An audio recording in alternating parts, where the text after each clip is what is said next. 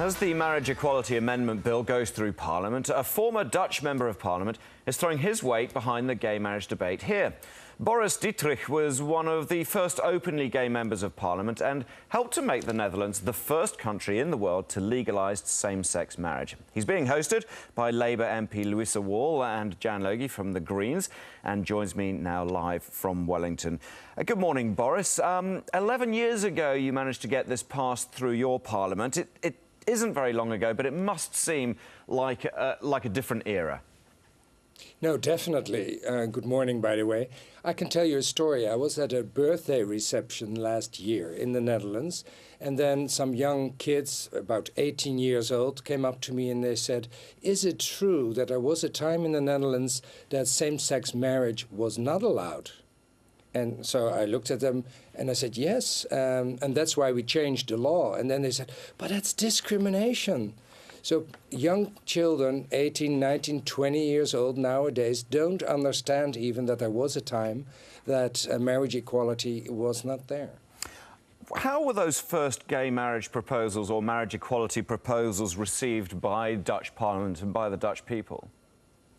Well, of course, when I first introduced the idea, the concept of marriage equality, nowhere in the world marriage was open for same-sex couples. So actually the first reaction was, even if it's legally possible, why would we want to do that?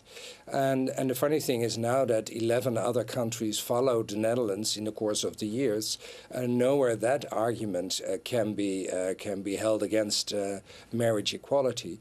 But there was a lot of religious opposition against the idea because religious political parties and groups said, well, we don't want to be forced to conduct same-sex marriages because in our church or our synagogue or our mosque we don't want to do that.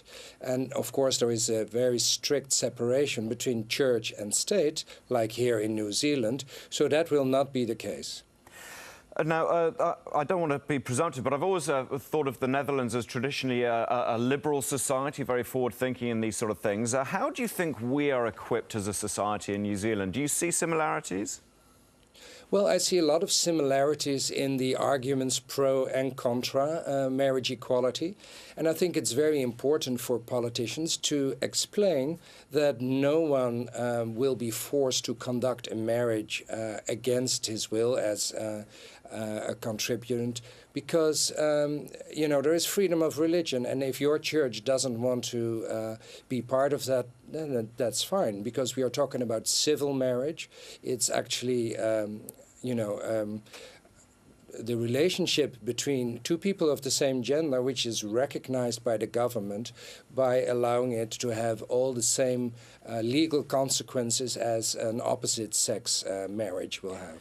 Boris, were you surprised to see such a huge amount of support when the first reading went through Parliament recently, when Louisa Wall first put it to Parliament, and there was overwhelming support to see it continue its path?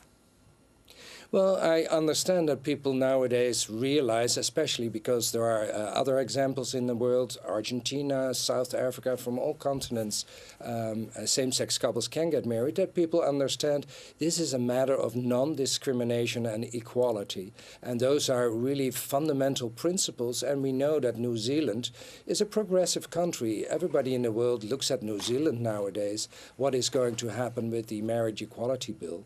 And people really expect also that New Zealand will join the group of countries which uphold the principles of non-discrimination and equality. Boris, you mentioned how the young generation in the Netherlands now is surprised to hear that this idea of marriage equality was once not allowed. Do you think, though, there is still a section of society in the Netherlands who abhor the idea, who speak out against the idea, or has it become embraced and accepted across the entire country? Well, of course, there will always be people who are against the idea and the concept, maybe based on their religion. But the interesting thing is that politicians who voted against the bill, and usually they were from Christian and Christian Orthodox political parties, later when they went into government, they decided to keep it that way and not to repeal the same-sex marriage bill, because they said it's such an integral part of society. We have seen so many couples getting married and vowing responsibility and taking care of of each other. And that's actually also a moral value that we support. So I would say basically based on opinion polls and surveys that about 85% to 90% of the Dutch population is in favor and supports gay marriage. And actually, it's not an issue anymore in the Netherlands. It's over and done with. All right, Boris Dittrich, thank you very much for your time and your input this morning. Much appreciated. Thank you.